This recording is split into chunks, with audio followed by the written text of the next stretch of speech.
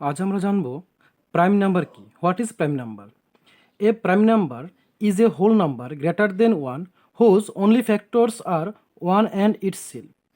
অর্থাৎ prime number হলো ওই রকম সংখ্যা যে সংখ্যাগুলি ওয়ান থেকে বড় হবে কিন্তু তাকে ওয়ান এবং সে নিজে ছাড়া অন্য কোনো ফ্যাক্টর তার থাকবে না। এবং এই প্রাইম নাম্বারকে প্রথম ডিসকভার করেছিল ইরাস্তোথেনিস। তিনি ছিলেন গ্রিসের। অল প্রাইম নাম্বারস আর 2, 3, 5, 7, 11। অর্থাৎ এগুলিকে প্রাইম নাম্বার বলা হয় কারণ হলো এগুলিকে শুধু ওয়ান এবং সেই সংখ্যা ছাড়া অন্য কোনো সংখ্যা দিয়ে ডিভাইড করা যায় না বা কোনো ফ্যাক্টর থাকে না। যেমন টুকে আমরা 1 × 2 লিখতে পারি, 2 1 2, অথবা টুকে আমরা 2 × 1 লিখতে পারি। অর্থাৎ এক্ষেত্রে 1 এবং 2 ছাড়া আর কোনো ফ্যাক্টর তার নেই, অর্থাৎ 2 হলো একটা প্রাইম নাম্বার।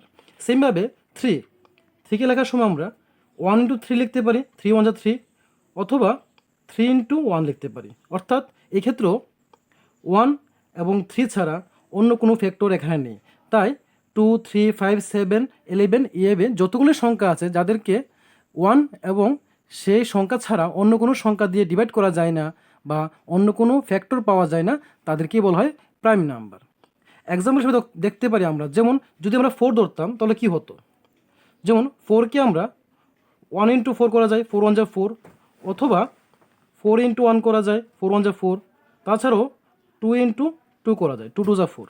অর্থাৎ 4-এর ফ্যাক্টরগুলি পেয়ে গেলাম আমরা কি 1, 2 অ্যান্ড 4।